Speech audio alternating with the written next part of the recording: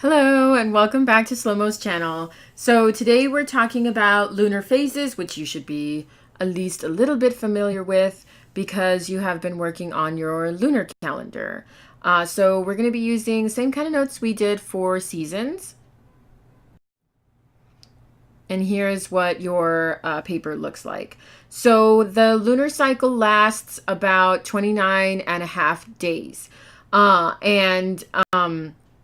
It's important to note that the moon's rotation and revolution are actually the same. So we really only see one side of the moon all the time. We never see the back side of the moon. Not that there's anything mysterious going on over there, but that's just how it is. Okay. We never see the other side.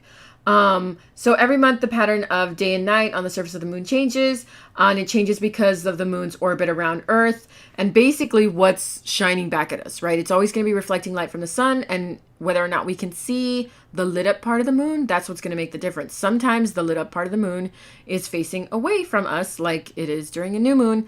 And so a couple of words that I want you to know are waning. Waning looks like when the moon is shrinking. It's been doing that recently. And then waxing is actually what it's going to start doing today and tomorrow. It's going to look like it's starting to grow. So today is May 16th.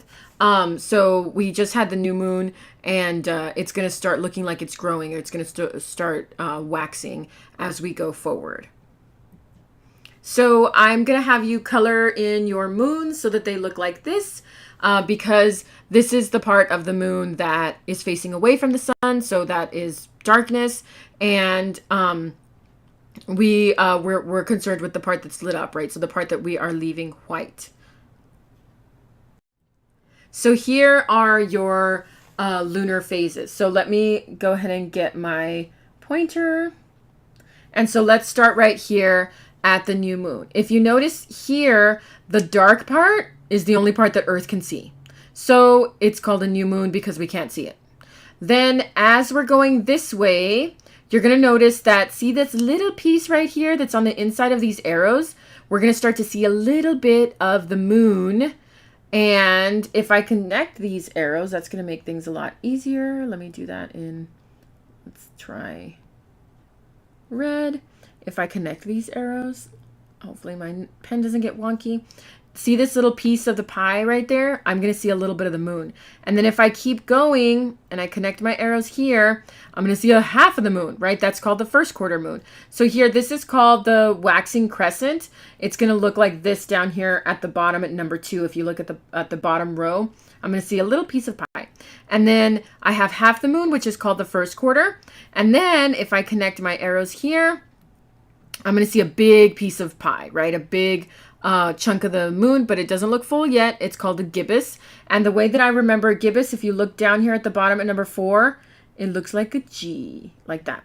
And then if I keep going, notice how here, if I connect my arrows, that's very crooked, sorry about that. But if I connect my arrows, all the stuff on the inside of the arrows is white. So it's all lit up. So I've got a full moon.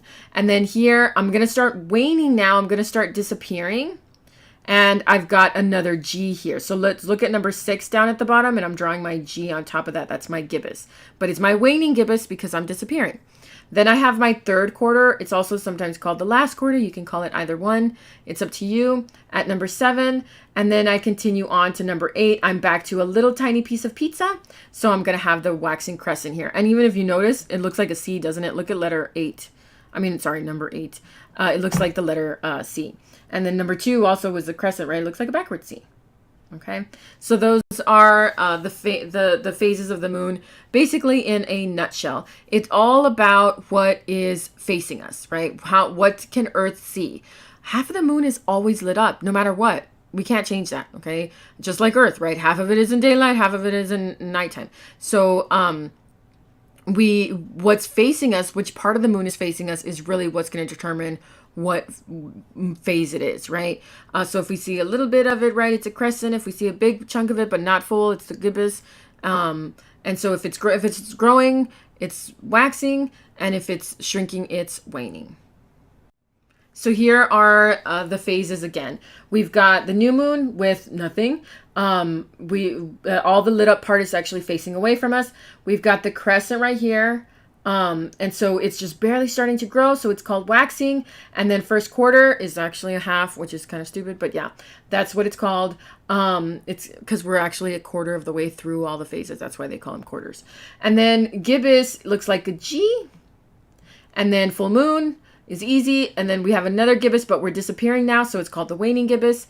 And then we have the third quarter because it's really the end of the third quarter, but it's the start of the last quarter. So that's why they call it third quarter or last quarter. And then at the end, we have the crescent. Okay. And so here's what your completed notes should look like. Thanks for joining me today. Thanks for coming to Slow Mo's channel, and I'll see you guys at school.